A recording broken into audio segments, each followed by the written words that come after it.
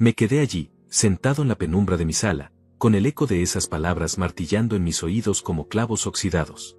Ese hombre se convirtió para mí en lo que mi padre debería haber sido. Las palabras de Leandro se repetían una y otra vez, como una melodía maldita que no podía detener. 69 años de vida, 35 de ellos dedicados a ser padre, y mi propio hijo me había enterrado vivo frente a desconocidos en un restaurante. El aroma del café frío que tenía en mis manos me devolvía a esa mesa, a esa humillación que aún me quemaba el pecho como ácido. Todo había comenzado 2 horas antes. Leandro había insistido en que lo acompañara a conocer a su jefe, Fabián, en ese restaurante elegante del centro. Papá, es importante para mí, me había dicho con esa sonrisa que antes me derretía el corazón. Yo me había puesto mi mejor camisa, la azul que tanto me gustaba, y hasta me había peinado con esmero frente al espejo. Pensé que era una oportunidad de conocer el mundo de mi hijo, de sentirme orgulloso de él. Qué ingenuo fui. Fabián era todo lo que yo no era. Alto, imponente, con esa seguridad que solo da el dinero y el poder. Hablaba con autoridad sobre negocios, viajes, inversiones. Su reloj brillaba más que mi esperanza. Desde el momento en que nos sentamos, sentí como me volví invisible. Leandro colgaba de cada palabra de ese hombre, lo miraba con una admiración que jamás había visto en sus ojos cuando me miraba a mí. Era como si hubiera encontrado al padre que siempre había buscado. Durante la cena, Fabián contó anécdotas de sus viajes por Europa, de sus negocios internacionales, de las oportunidades que le había dado a Leandro. Mi hijo reía con ganas, asentía con entusiasmo, lo llamaba don Fabián con un respeto que me dolía en el alma. Yo intentaba participar en la conversación, pero mis historias parecían pequeñas, insignificantes al lado de las suyas.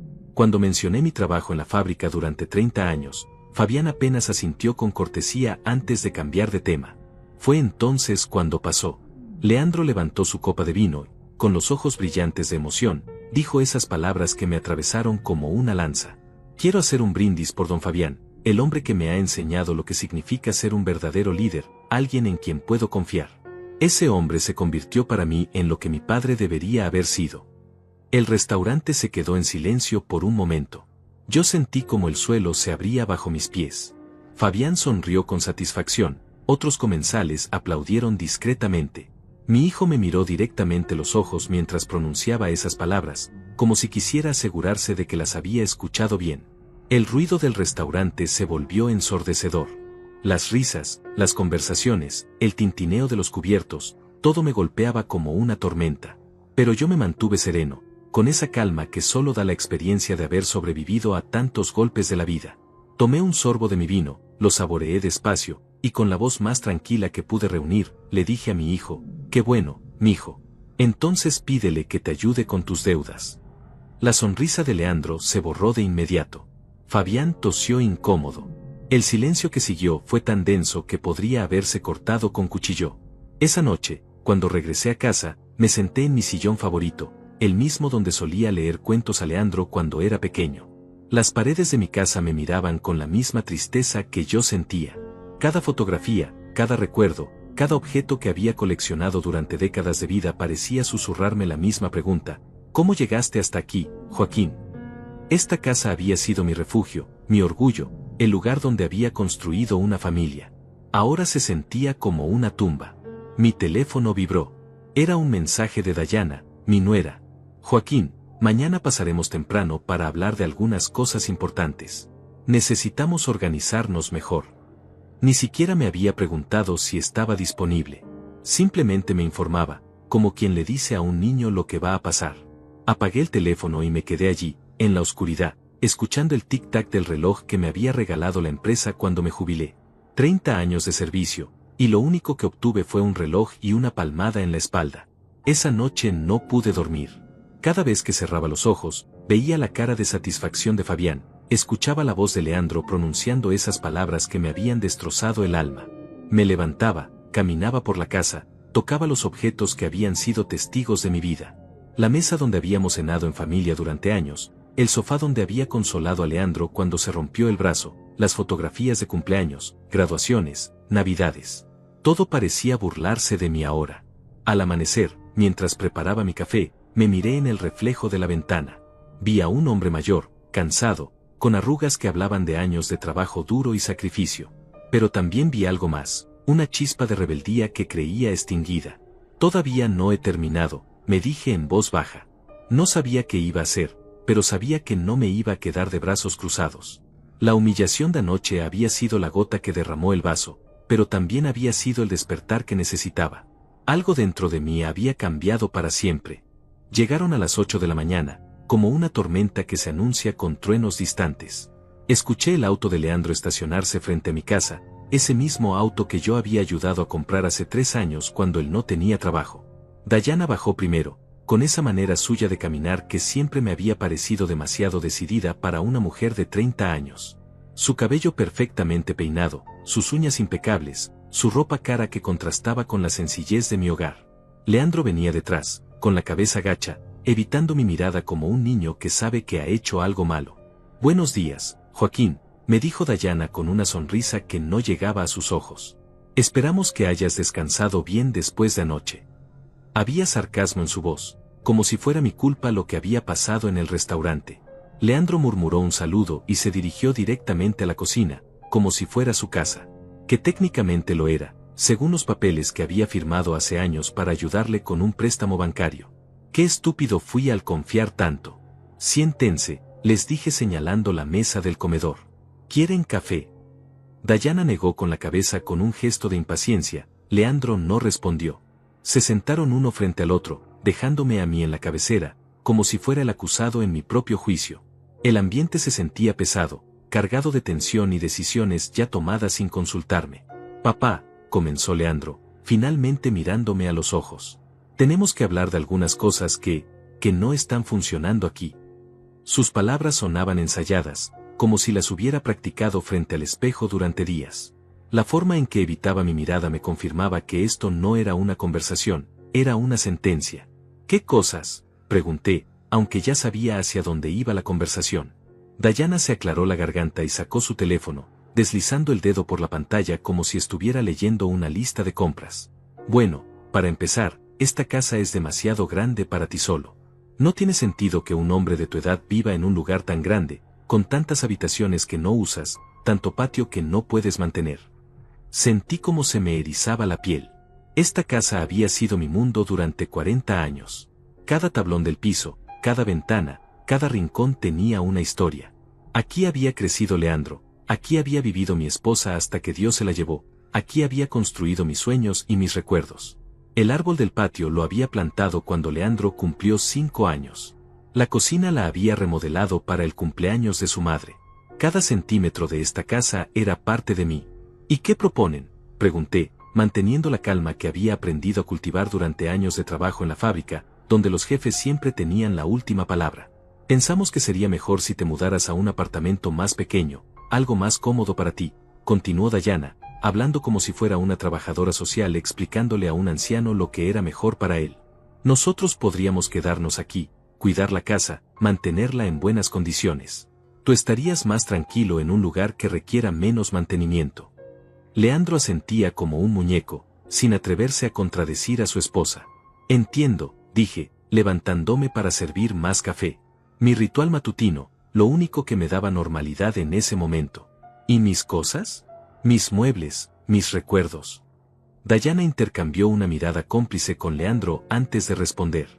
Esa mirada me dijo todo lo que necesitaba saber. Ya habían discutido esto, ya habían tomado todas las decisiones.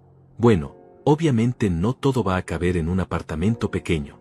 Tendríamos que seleccionar lo más importante. El resto se puede vender o donar. La palabra donar salió de su boca como si mis pertenencias fueran basura que había que desechar. 40 años de vida reducidos a lo más importante. Ahí estaba. La primera puñalada real. Querían borrar mi historia, reducir 40 años de vida a lo que ellos consideraran importante. Me quedé de pie junto a la cafetera, sintiendo como la rabia me subía por el pecho como lava ardiente. El reloj de la pared marcaba las 8:30.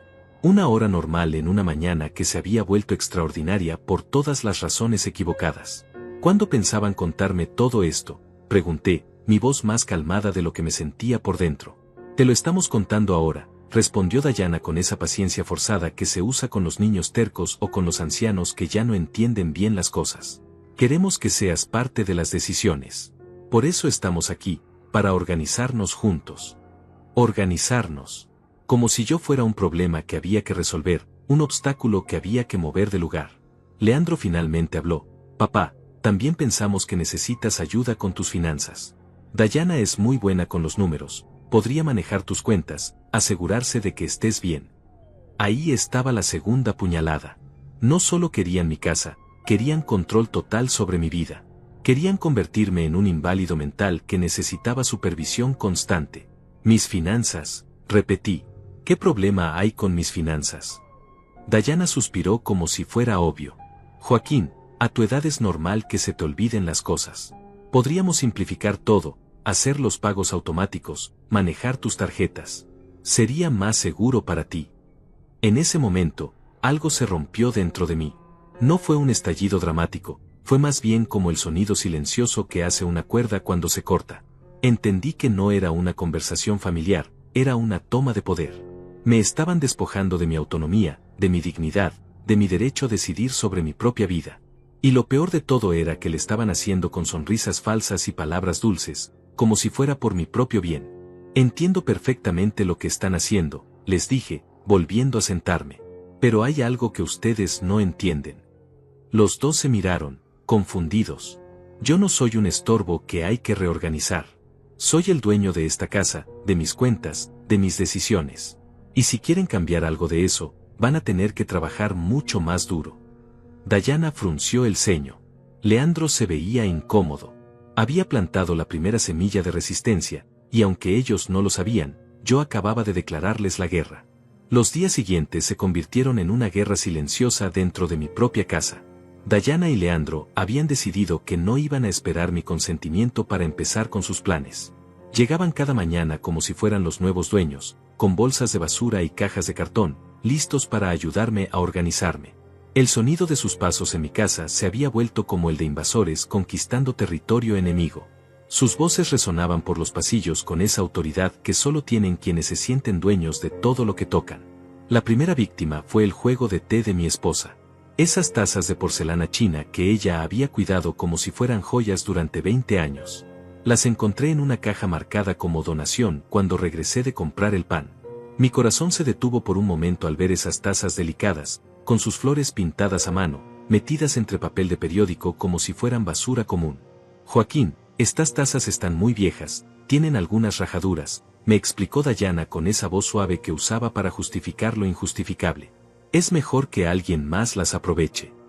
Rajaduras que contaban historias, que hablaban de tardes de conversación, de cumpleaños celebrados, de lágrimas secadas con servilletas de tela.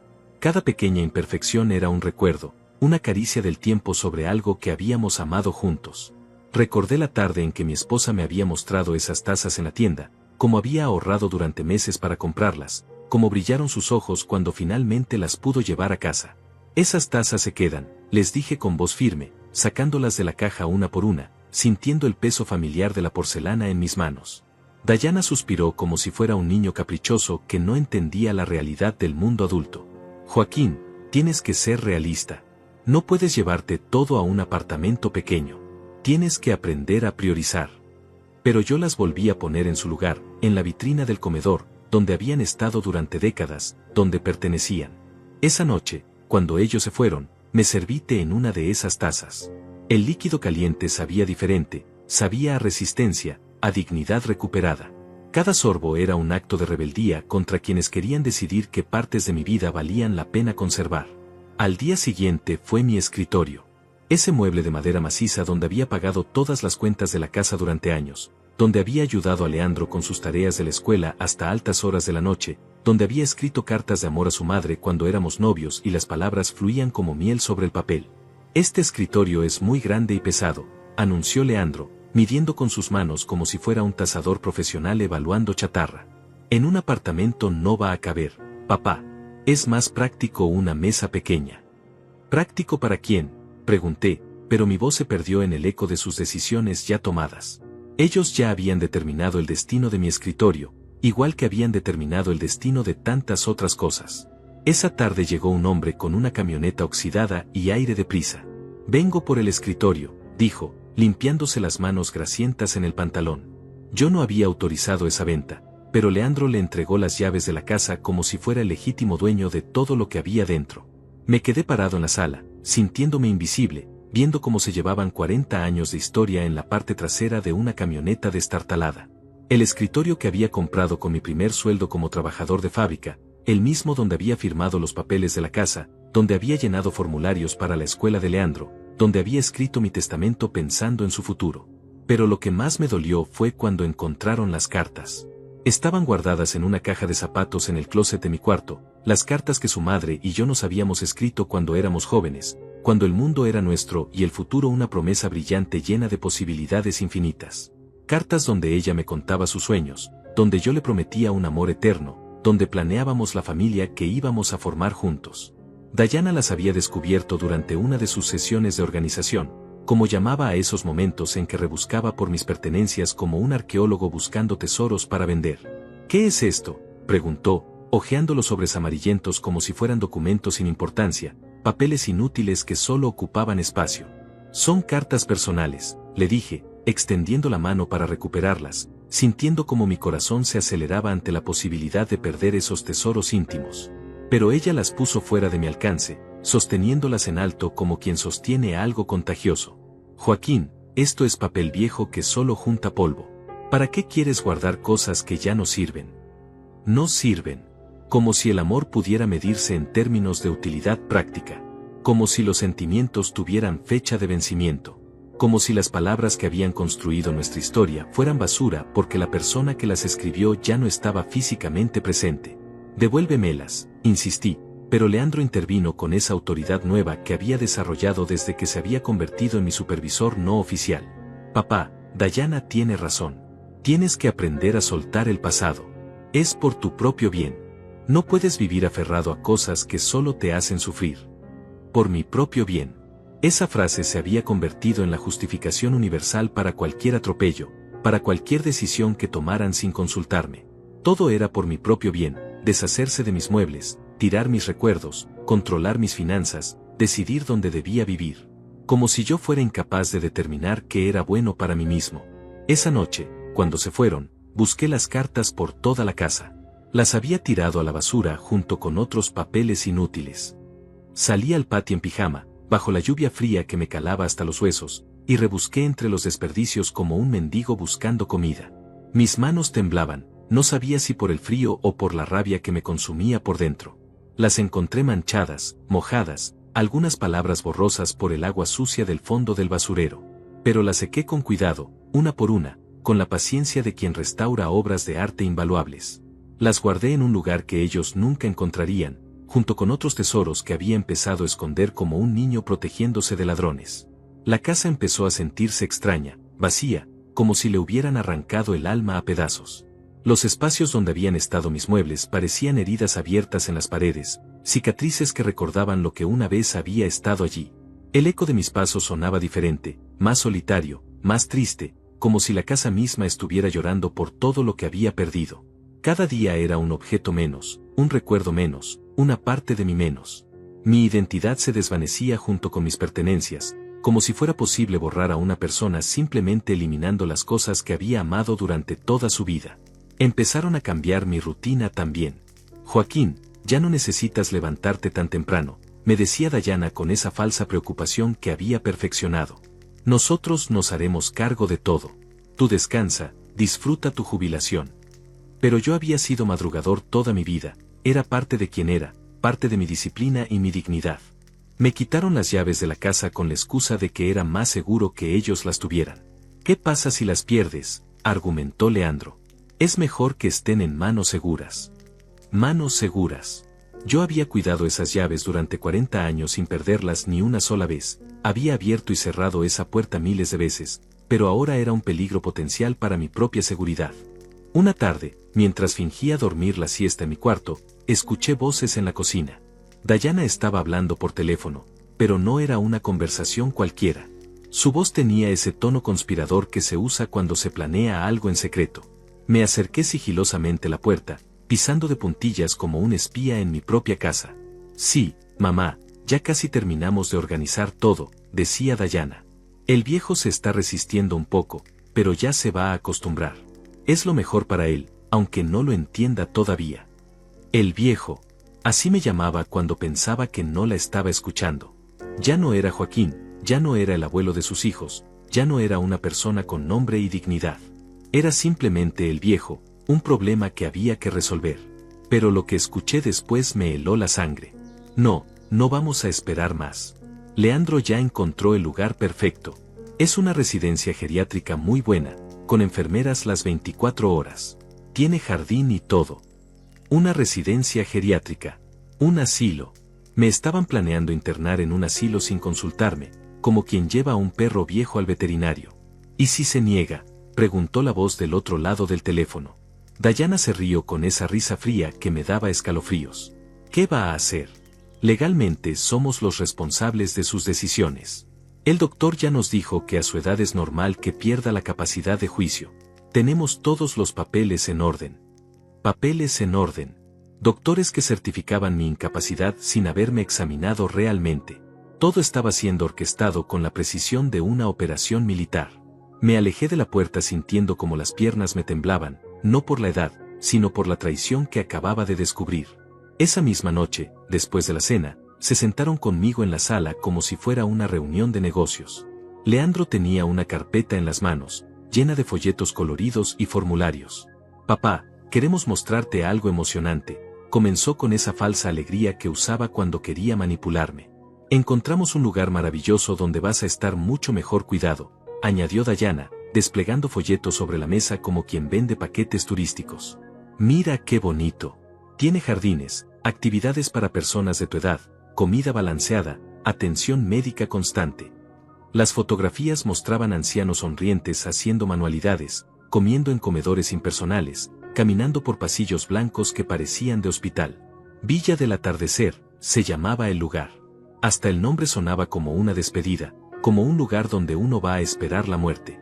No necesito que me cuiden, les dije, manteniendo la calma aunque por dentro se desataba una tormenta. Estoy perfectamente bien aquí, en mi casa. Pero Leandro negó con la cabeza como quien le explica la realidad a un niño terco. Papá, ya no puedes vivir solo. Anoche te levantaste 3 veces al baño, el mes pasado se te olvidó cerrar la llave del gas, la semana pasada el vecino tuvo que ayudarte con las bolsas del mercado. Cada ejemplo era una acusación, una prueba de mi supuesta incapacidad, pero en realidad eran cosas normales de cualquier persona de mi edad. Eso no significa que esté loco, protesté. Dayana suspiró con esa paciencia forzada que había perfeccionado. Nadie dice que estés loco, Joaquín, pero tienes 70 años, es normal que necesites ayuda. Aquí vas a tener profesionales que sepan cómo cuidarte. 70 años. Había dicho 70, no 69. Ni siquiera sabía mi edad real, pero se sentía con el derecho de decidir sobre mi vida. ¿Y mi casa?, pregunté, aunque ya sabía la respuesta. Nosotros nos vamos a quedar aquí para cuidarla, respondió Leandro rápidamente. Es lo más lógico. Tú no la puedes mantener, y nosotros necesitamos un lugar más grande para los niños. Los niños que visitaban la casa una vez al mes, los nietos que apenas me conocían porque sus padres habían decidido que era mejor mantenerlos alejados del abuelo problemático. ¿Cuándo?, pregunté, sintiendo cómo se me secaba la boca. ¿Cuándo planean internarse?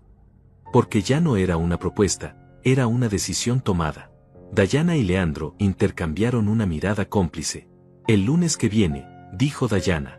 Ya hicimos la reservación, ya pagamos el depósito. Solo necesitamos que firmes algunos papeles. Papeles. Siempre volvíamos a los papeles, a los documentos que legalizaban mi humillación. ¿Y si me niego?, pregunté, aunque ya sabía que era una pregunta retórica. Leandro suspiró como quien se ve obligado a explicar algo obvio. Papá, no te estamos pidiendo permiso. Te estamos informando lo que va a pasar. Es por tu seguridad y tu bienestar. Ahí estaba. La máscara había caído completamente. Ya no fingían que era una conversación entre iguales, ya no pretendían que mi opinión importaba. Era una orden, una sentencia dictada por mis propios verdugos familiares. Entiendo, dije, levantándome lentamente de mi silla. Entiendo perfectamente. Caminé hacia mi cuarto con pasos medidos, sintiendo sus miradas clavadas en mi espalda. Seguramente pensaron que había aceptado mi destino con la resignación de un anciano derrotado. Pero se equivocaban. En la soledad de mi cuarto, sentado en el borde de mi cama, entendí que había llegado el momento de la verdad. Ya no se trataba de resistir pequeñas invasiones o de salvar objetos queridos. Se trataba de mi libertad, de mi dignidad, de mi derecho a decidir cómo quería vivir los años que me quedaban. Esa noche no dormí. Me quedé despierto planeando, recordando, organizando en mi mente todo lo que tenía que hacer. Porque si ellos habían decidido declararme la guerra, yo también tenía derecho a defenderme. Y tenía algunas cartas bajo la manga que ellos no se imaginaban. El lunes estaba a solo 4 días de distancia. 4 días para cambiar el curso de mi destino. 4 días para demostrar que este viejo todavía tenía algunas sorpresas guardadas. Me acerqué a la ventana y miré hacia la casa de Miriam, mi vecina de toda la vida. Su luz todavía estaba encendida. Era hora de hacer algunas llamadas, de activar contactos que había mantenido dormidos durante años.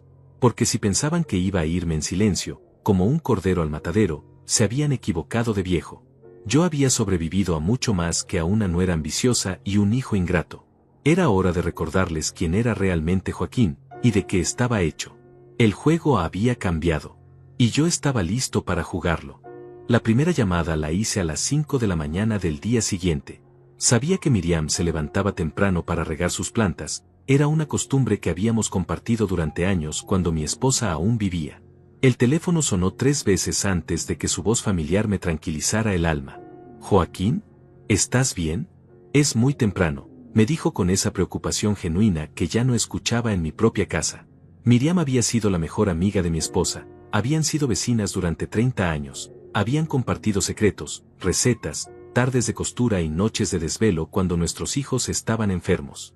«Miriam, necesito pedirte un favor muy grande», le dije, manteniendo la voz baja para que Dayana y Leandro no me escucharan desde su cuarto. «Pero primero necesito contarte algo que me está pasando». Durante los siguientes 20 minutos le expliqué todo, el plan del asilo, la venta de mis muebles, la forma en que me estaban tratando como un estorbo. Hubo un silencio largo al final de mi relato. Cuando Miriam volvió a hablar, su voz tenía una dureza que no le conocía. «Esos desgraciados», murmuró. «Tu esposa debe estar revolcándose en su tumba. Después de todo lo que hiciste por ese muchacho». Se refería a Leandro, al niño que ella había visto crecer, al mismo que solía venir a pedirle dulces cuando era pequeño. «¿Qué necesitas que haga?», me preguntó sin dudar ni un segundo. Miriam siempre había sido así, práctica, directa, leal hasta la muerte. «Necesito que llames a Hugo Mendoza». «¿Te acuerdas de él? Trabajaba en el banco cuando saqué el préstamo para la casa». «Claro que me acuerdo. Ahora tiene su propia oficina de bienes raíces, ¿verdad?». Miriam tenía una memoria prodigiosa para los chismes del barrio y los negocios de la gente. «Exacto. Dile que necesito verlo urgentemente, pero que sea discreto. No puede venir aquí a la casa». «¿Dónde se van a encontrar?». «En el café de la esquina, el de Doña Carmen. Esta tarde a las 3. Tú puedes ir como si fueras a comprar pan, y avisarle que yo voy a estar ahí». Miriam aceptó sin hacer más preguntas. Era una mujer que entendía que a veces las batallas más importantes se pelean en silencio. Esa mañana desayuné con Dayana y Leandro como si nada hubiera pasado. Ellos hablaban sobre los preparativos para mi mudanza, discutían qué ropa me iban a llevar al asilo, qué medicinas necesitaba, como si yo no estuviera presente en la mesa. Me había convertido en un objeto del cual se hablaba en tercera persona. «El director de Villa del Atardecer dice que los primeros días pueden ser difíciles», comentaba Dayana mientras untaba mermelada en su tostada. «Es normal que los pacientes se sientan desorientados al principio».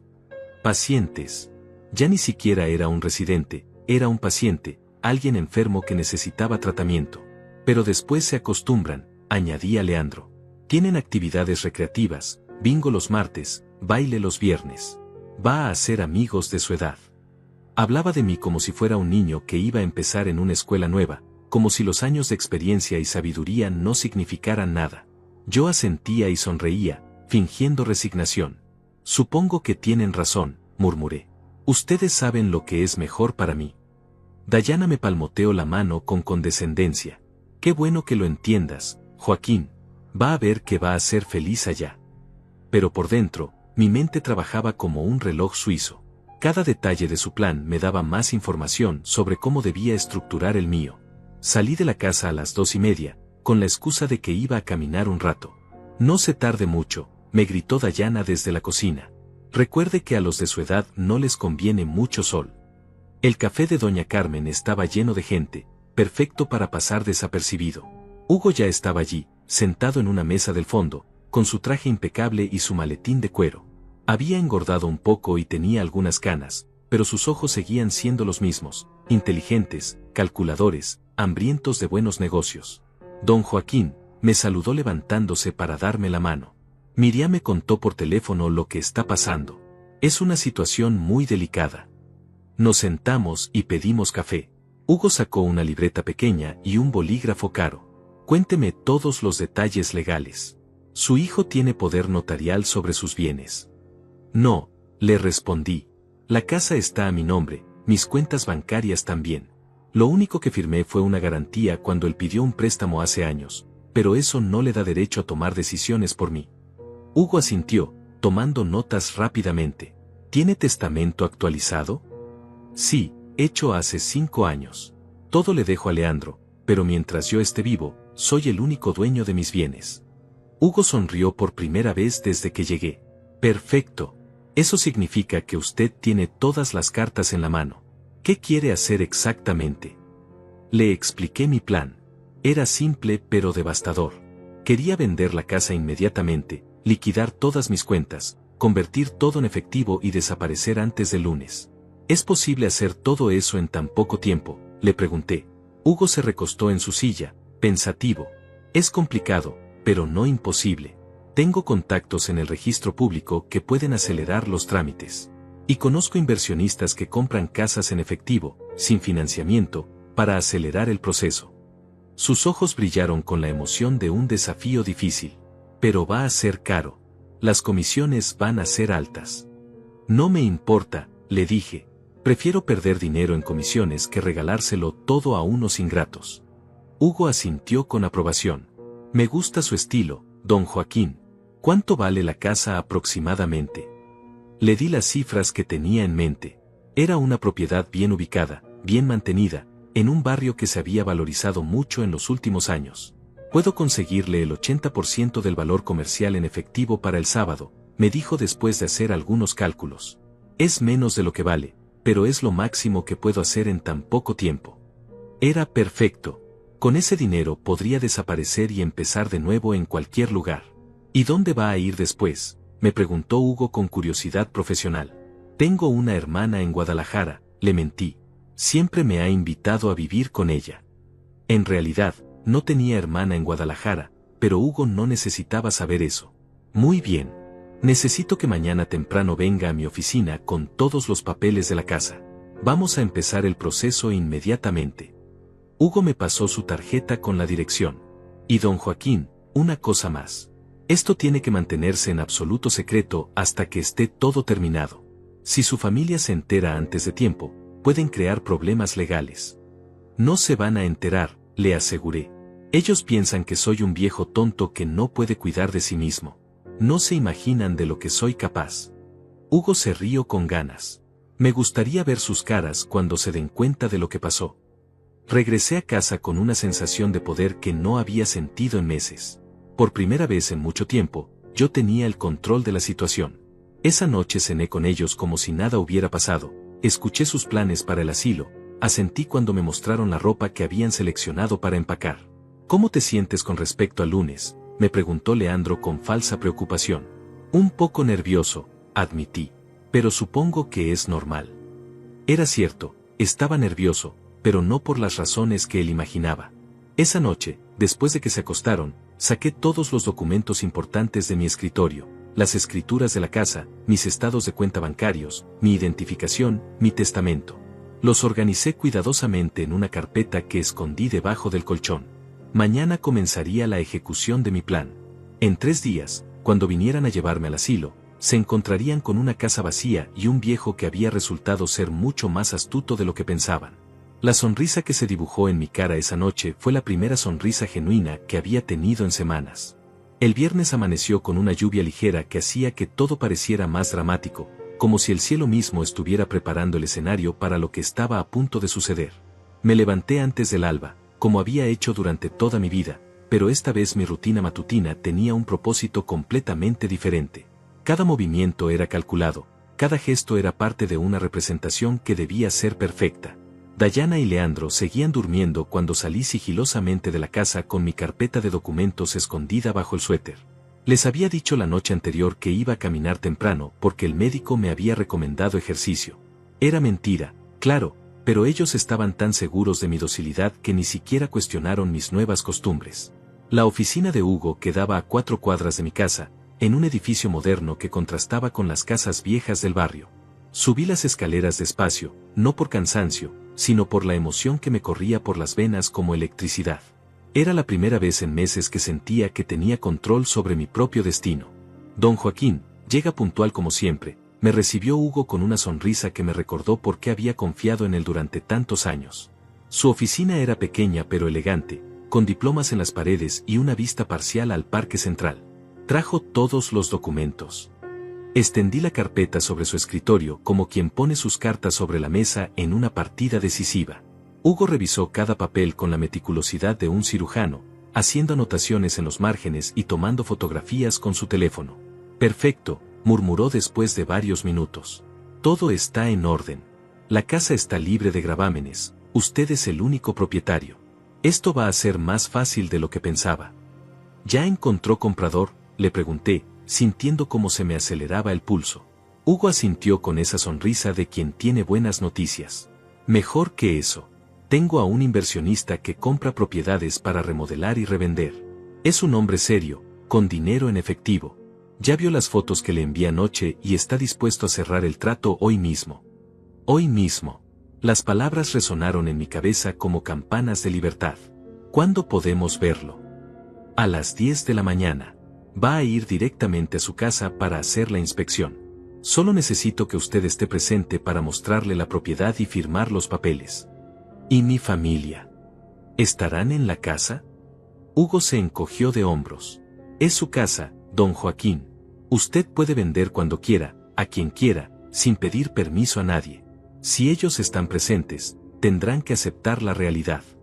Regresé a casa con el corazón latiendo como un tambor de guerra. Dayana estaba en la cocina preparando el desayuno, tarareando una canción como si fuera la mujer más feliz del mundo. Seguramente ya se veía viviendo en mi casa, decorándola a su gusto, borrando cualquier rastro de mi existencia. Buenos días, Joaquín, me saludó con esa falsa dulzura que había perfeccionado. ¿Cómo estuvo su caminata? Muy bien, respondí, sentándome en mi lugar habitual. El aire fresco me hace bien. Leandro apareció bostezando, con el cabello revuelto y esa cara de quien ha dormido profundamente sin preocupaciones. Papá, hoy vamos a terminar de empacar sus cosas para el lunes, anunció mientras se servía café. Queremos que todo esté listo para que la transición sea lo más suave posible. Transición. Como si me estuvieran transfiriendo de una cárcel a otra. Por cierto, agregué con la voz más casual que pude reunir, esta mañana va a venir un señor a ver la casa. Es un conocido que está interesado en comprar propiedades en el barrio. Dayana dejó de tararear de inmediato. ¿Un comprador? ¿Por qué no nos dijiste? Su voz tenía un tono de alarma apenas disimulado. No es nada serio, les mentí. Solo quiere echar un vistazo, hacer algunas preguntas sobre el barrio. Ustedes saben cómo es la gente del negocio inmobiliario, siempre andan explorando oportunidades. Leandro frunció el ceño. Pero no está pensando en vender, ¿verdad, papá? Por supuesto que no, respondí con la mejor actuación de mi vida. Es solo curiosidad profesional de él. Además, ¿para qué iba a vender si me voy a ir a vivir al asilo? La ironía de mis propias palabras me daba ganas de reír, pero mantuve la expresión seria. A las 10 en punto sonó el timbre. Hugo llegó acompañado de un hombre mayor, bien vestido, con aires de empresario exitoso. Buenos días, soy Carlos Hernández, se presentó el comprador, estrechando mi mano con firmeza. Hugo me ha hablado mucho de su propiedad. Dayana y Leandro los recibieron con cortesía forzada, claramente incómodos con la situación pero sin saber exactamente por qué. ¿Quieren café?, ofreció Dayana, pero Carlos negó amablemente. Mejor vamos directo al recorrido, si no les molesta. Durante la siguiente hora, Carlos inspeccionó cada rincón de la casa con ojo profesional. Revisó la instalación eléctrica, la plomería, la estructura del techo, el estado de las ventanas. Hacía preguntas técnicas que yo respondía con conocimiento de causa, después de 40 años de mantener esa propiedad. La casa está en excelentes condiciones, comentó Carlos mientras revisaba la cocina. Se nota que ha sido muy bien cuidada. Dayana y Leandro lo seguían como sombras nerviosas, intercambiando miradas que yo fingía no notar. ¿Y cuál sería su oferta hipotética?, preguntó Leandro de repente, con esa agresividad mal disimulada que aparecía cuando se sentía amenazado. Carlos se volvió hacia él con sorpresa.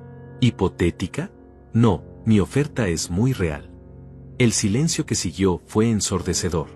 Dayana se puso pálida. ¿Oferta real? Pero si esta casa no está en venta, tartamudeó. Carlos miró a Hugo con confusión, luego me miró a mí. Don Joaquín, creo que hay un malentendido. No hay ningún malentendido, dije con voz firme. La casa está en venta. Yo soy el propietario y tengo derecho a venderla cuando quiera. Las palabras cayeron como bombas en la sala. Dayana se tambaleó como si hubiera recibido un golpe físico. No puedes hacer eso, gritó Leandro, perdiendo completamente la compostura. Nosotros vivimos aquí. Tenemos derechos.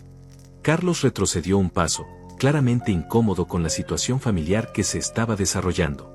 Los únicos derechos que tienen, respondí con calma glacial, son los que yo decida darles. Y he decidido no darles ninguno. Hugo sacó los contratos de su maletín como un mago sacando conejos de su sombrero. Don Joaquín tiene razón, explicó Hugo con voz profesional. Él es el único propietario legal de esta propiedad. Puede venderla sin consultar a nadie. Dayana se acercó a mí con los ojos llenos de lágrimas que parecían más de rabia que de tristeza. Joaquín, ¿cómo puedes hacernos esto? Después de todo lo que hemos hecho por ti, me suplicó. Todo lo que han hecho por mí, repetí con una risa amarga.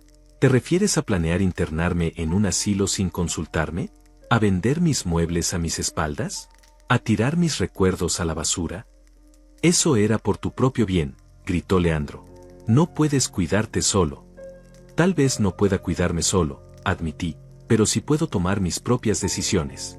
Y he decidido que no voy a ser prisionero de su falsa caridad. Carlos, que había estado observando todo con fascinación y horror, carraspeó discretamente. ¿Quieren que regrese en otro momento? No, respondí firmemente. Quedémonos aquí mismo. Hugo, ¿dónde tengo que firmar?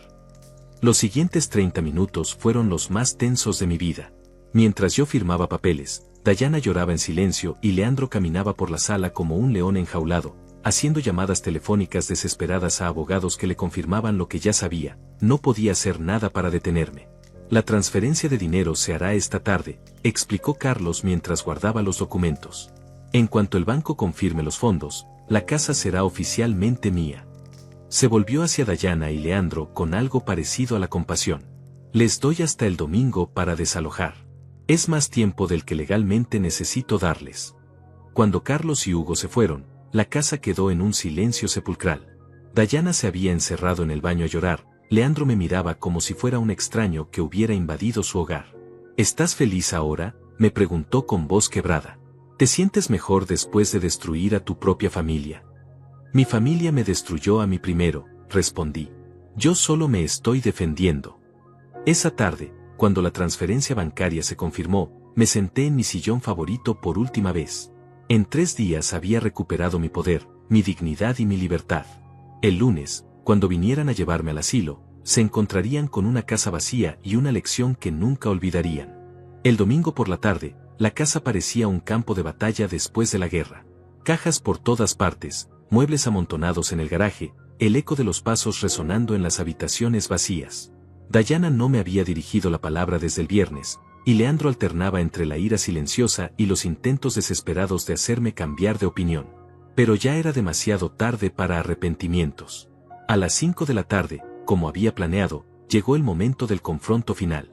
Había citado a toda la familia para una reunión importante antes de mi supuesta mudanza al asilo de lunes. Por supuesto, ellos no sabían lo que realmente iba a pasar. Pensaban que era una despedida, una última oportunidad para que el viejo sentimental dijera algunas palabras emotivas antes de desaparecer de sus vidas. Llegaron uno por uno, como actores llamados al escenario para el último acto de la obra. Noemí, mi nieta de 22 años, entró con esa expresión de lástima que me había dolido durante meses. Isaías, mi nieto menor, parecía aburrido, como si prefiriera estar en cualquier otro lugar. Miriam, mi vecina y aliada secreta, llegó con un plato de galletas, fingiendo perfectamente que solo venía a despedirse del vecino que se iba. Bueno, familia, comencé cuando todos estuvieron sentados en la sala medio vacía. Los he reunido aquí para contarles algunas cosas importantes antes de mi partida. Mi voz sonaba solemne, grave, como la de un patriarca dando sus últimas instrucciones. Dayana suspiró con impaciencia mal disimulada. Joaquín, ya sabemos que mañana te vas a Villa del Atardecer. No necesitas hacer todo este drama. Sus palabras tenían el veneno de alguien que todavía no había digerido la pérdida de la casa. Oh, pero sí necesito hacer este drama, respondí con una sonrisa que los puso nerviosos a todos. Porque resulta que no me voy a ningún asilo mañana. El silencio que siguió fue tan profundo que se podía oír el tic-tac del reloj de la cocina. ¿Qué quieres decir?, preguntó Leandro con voz tensa. Quiero decir exactamente lo que escucharon. No me voy a Villa del Atardecer. No me voy a ningún lugar que ustedes hayan elegido para mí. Me levanté de mi silla y caminé hasta la ventana, desde donde podía ver la calle donde había vivido durante 40 años. ¿Entonces dónde vas a vivir?, preguntó Noemí con confusión genuina. Aquí, pero la casa ya no es tuya. Tienes razón, querida nieta. La casa ya no es mía. Pero tampoco es de ustedes. Las palabras cayeron como piedras en un estanque tranquilo. Dayana se puso de pie de un salto. ¿Qué significa eso? Tú dijiste que nos quedáramos con la casa después de que te fueras. Yo nunca dije eso, respondí con calma. Ustedes asumieron eso. Ustedes planearon eso. Pero yo nunca lo prometí. Pero si vendiste la casa, ¿dónde vamos a vivir nosotros?, gritó Leandro, perdiendo completamente los estribos. ¿Dónde van a vivir mis hijos? Su voz se quebró en la última palabra, y por un momento casi sentí lástima por él. Casi. Esa no es mi responsabilidad, respondí con la misma frialdad que ellos habían usado conmigo durante meses.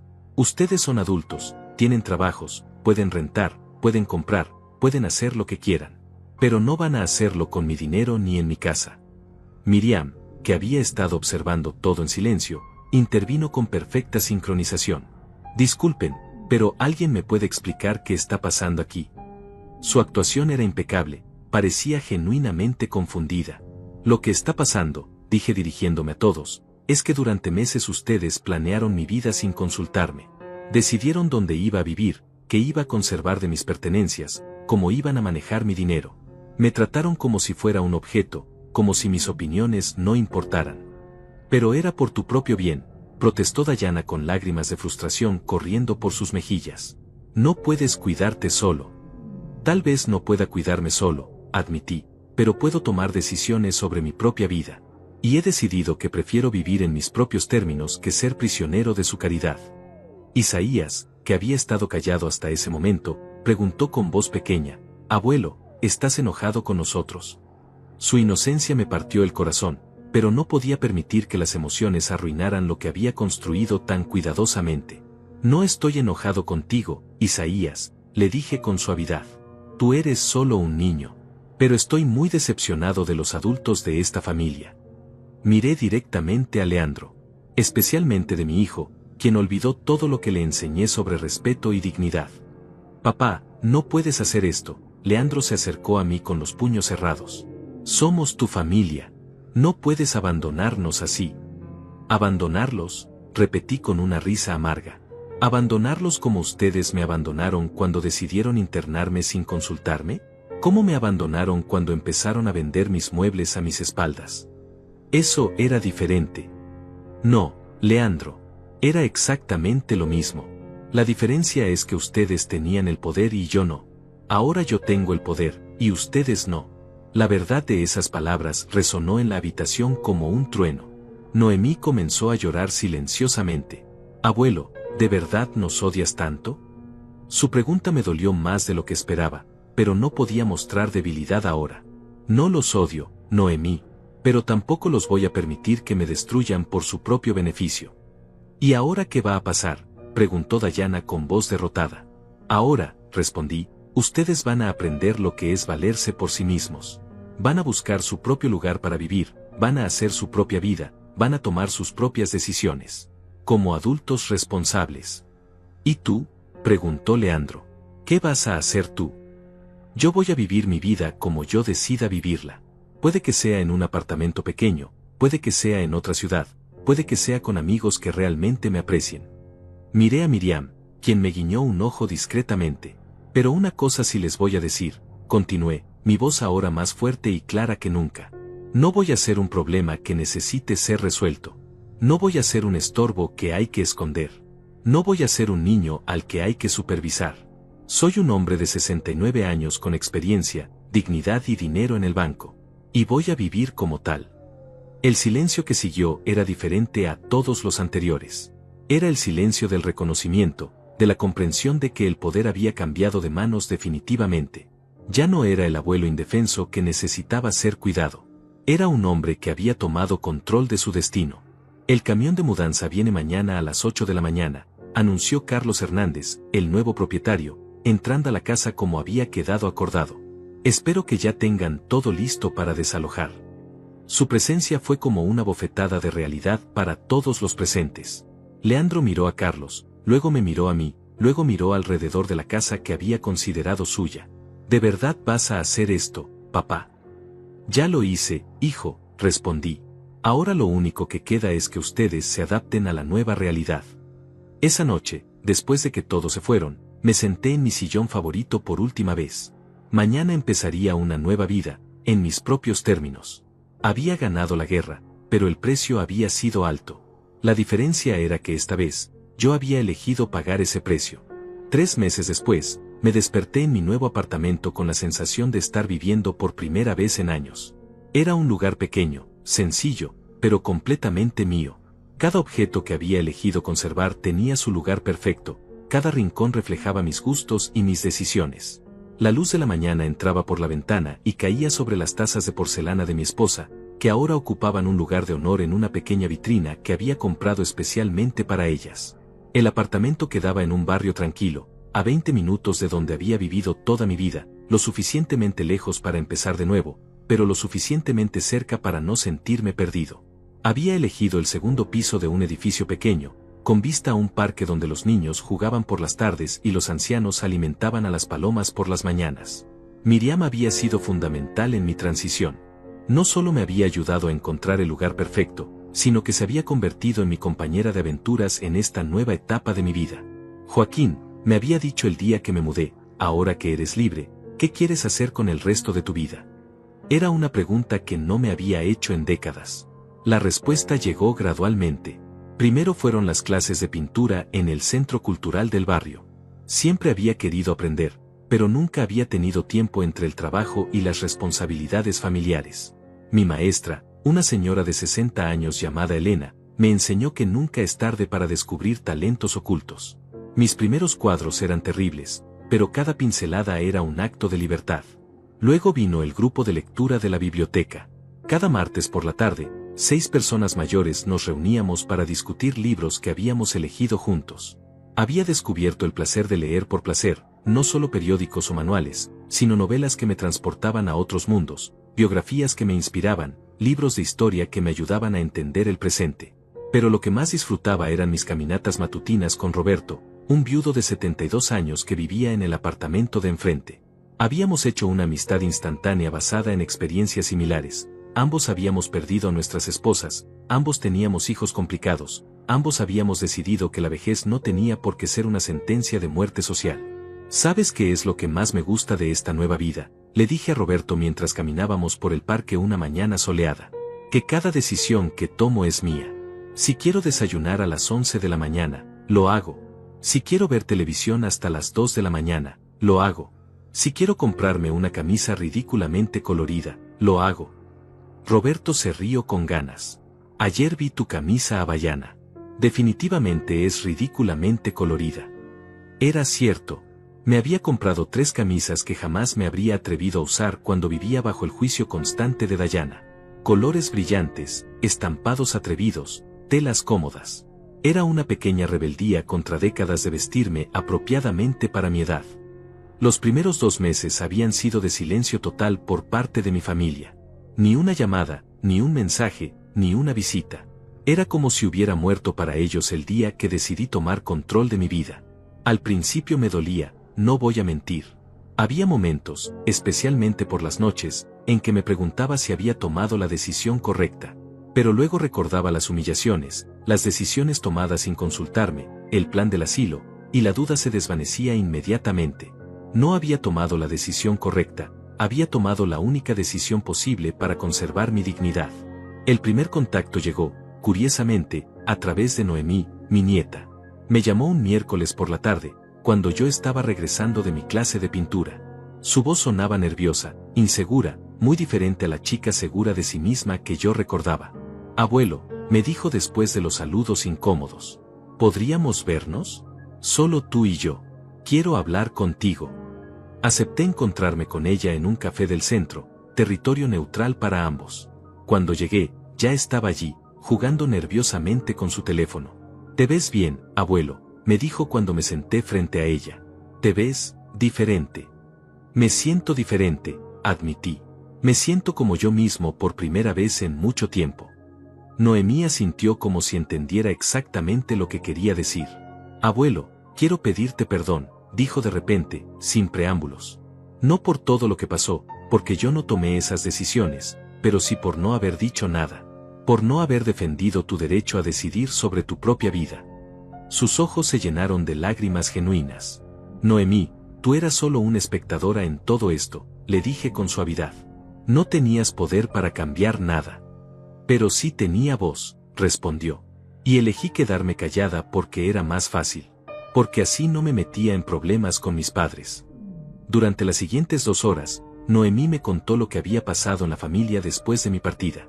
Dayana había caído en una depresión profunda, no tanto por perder la casa, sino por darse cuenta de lo mal que me habían tratado.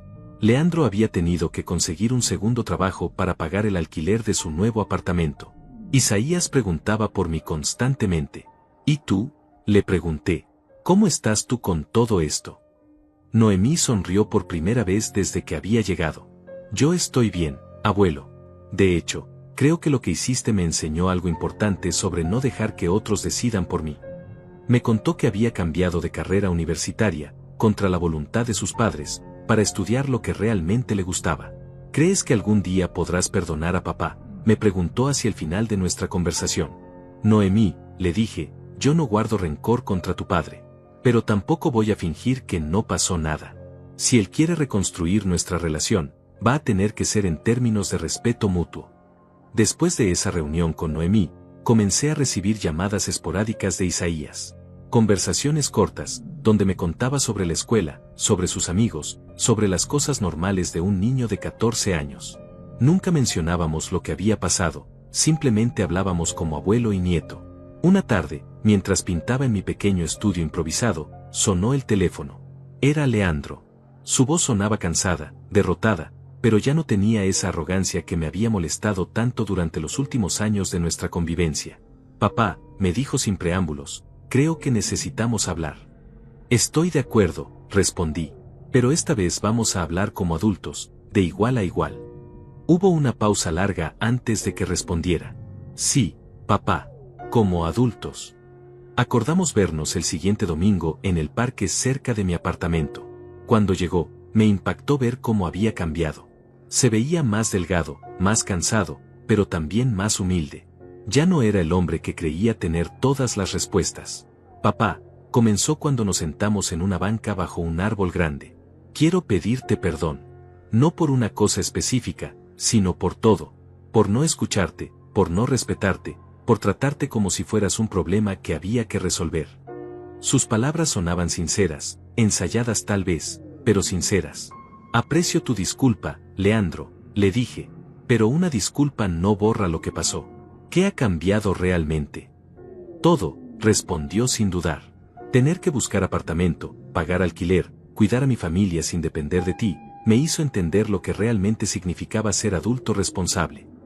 Durante esa conversación, que duró más de 3 horas, comenzamos el lento proceso de reconstruir nuestra relación padre-hijo. No sería fácil, y probablemente nunca volveríamos a ser lo que fuimos antes, pero al menos ahora hablábamos desde el respeto mutuo. Esa noche, mientras cenaba solo en mi pequeño apartamento, miré por la ventana hacia el parque donde los niños ya no jugaban porque había oscurecido. Me sentía en paz por primera vez en años.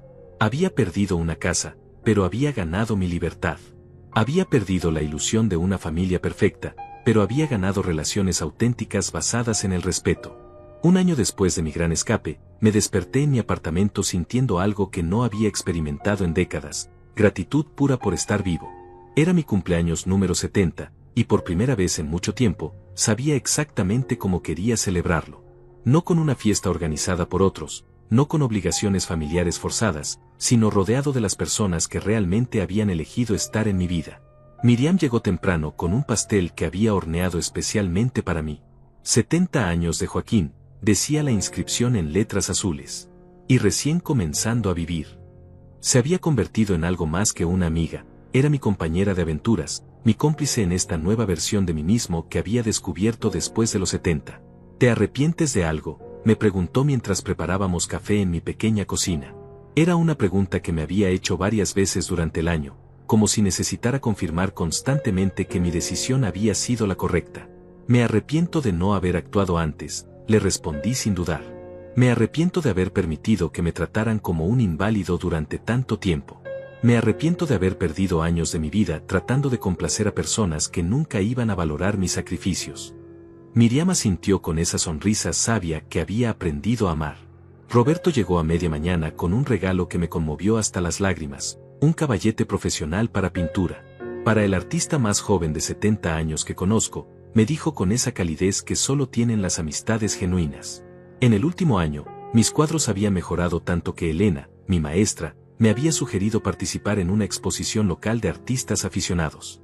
Joaquín, me dijo Roberto mientras admirábamos mi último cuadro, un paisaje del parque donde caminábamos cada mañana, creo que has encontrado tu verdadera vocación. Era cierto.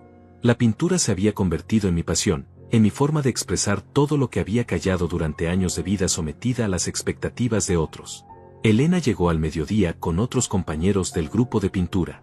Habíamos formado una pequeña comunidad de artistas tardíos, personas que como yo habían descubierto talentos ocultos en la segunda mitad de sus vidas. Joaquín, me anunció Elena, tengo noticias maravillosas. La Galería del Centro Cultural quiere exhibir 3 de tus cuadros en la exposición de diciembre. La noticia me llenó de una alegría que no había sentido desde que era niño, y mi madre colgaba mis dibujos en la puerta del refrigerador. A los 70 años, iba a tener mi primera exposición de arte. No era el Louvre, pero para mí era igual de importante. ¿Qué cuadros van a exhibir?, preguntó Miriam con la emoción de una madre orgullosa. El paisaje del parque, respondió Elena, el retrato de la anciana alimentando palomas, y el autorretrato que pintaste el mes pasado. El autorretrato había sido el más difícil de pintar, no técnicamente, sino emocionalmente. Era mi cara a los 70 años, con todas sus arrugas, con toda su historia, pero con ojos que brillaban de satisfacción. La tarde la pasamos en el parque, haciendo un picnic improvisado sobre una manta que Miriam había traído. Era extraño y maravilloso estar celebrando mi cumpleaños con personas que me habían conocido en esta nueva versión de mí mismo, personas que no tenían expectativas preconcebidas sobre quién debía ser o cómo debía comportarme. Joaquín, me dijo Elena mientras observábamos a los niños jugar en los columpios, ¿qué consejo le darías a alguien de tu edad que siente que ya es demasiado tarde para cambiar su vida? La pregunta me hizo reflexionar sobre todo el camino recorrido en el último año. Le diría que nunca es demasiado tarde mientras tengas un día más de vida, respondí. Le diría que la edad no es una excusa para aceptar el maltrato o la falta de respeto. Le diría que 70 años de experiencia deberían valer algo, y si las personas cercanas no lo entienden, entonces hay que encontrar personas que sí lo entiendan. Cuando el sol comenzó a ponerse, mis amigos se fueron uno por uno, dejándome con esa sensación cálida que da el amor genuino. Me quedé en el parque un rato más, sentado en mi banca favorita, reflexionando sobre el año que había pasado.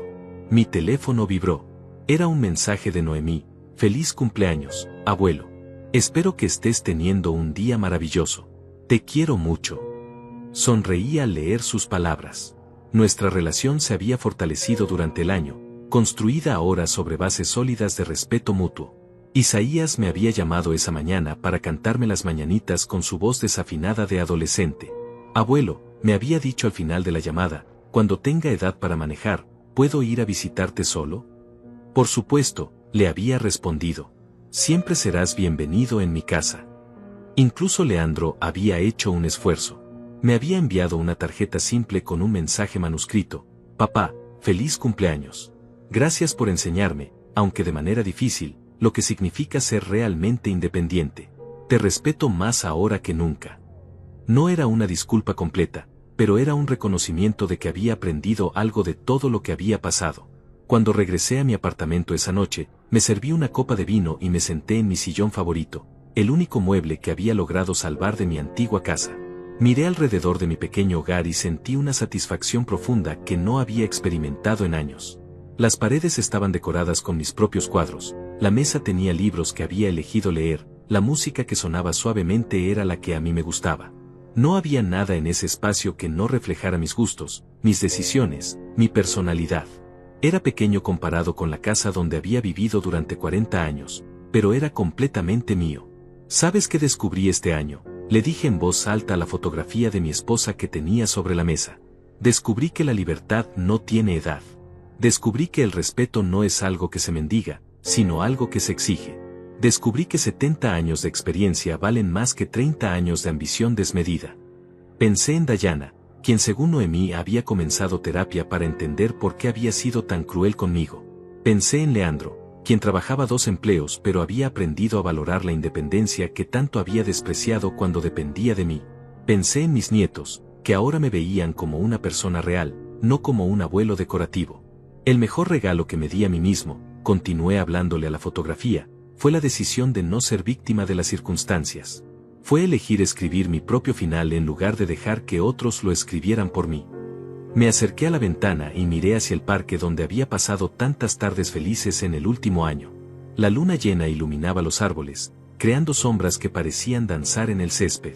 Era una vista hermosa, simple pero hermosa. 70 años, murmuré para mí mismo. 70 años para aprender que la dignidad no se negocia, que el amor verdadero respeta la autonomía, y que nunca es demasiado tarde para comenzar de nuevo. Era una lección cara, que me había costado una casa y varios años de relaciones familiares tensas, pero era una lección que había valido cada sacrificio. Esa noche dormí mejor que en años. No porque tuviera la cama más cómoda o el cuarto más silencioso, sino porque por primera vez en mucho tiempo, me había acostado sabiendo que cada decisión de ese día había sido completamente mía. Desde la hora de despertar hasta la hora de dormir, había vivido según mis propios términos. Y cuando el amanecer del día siguiente pintó de dorado las paredes de mi apartamento, desperté con la certeza de que había aprendido la lección más importante de mi vida, que la vejez no es el final de la historia, sino simplemente el comienzo de un capítulo diferente. Un capítulo que cada uno tiene el derecho y la responsabilidad de escribir con su propia pluma.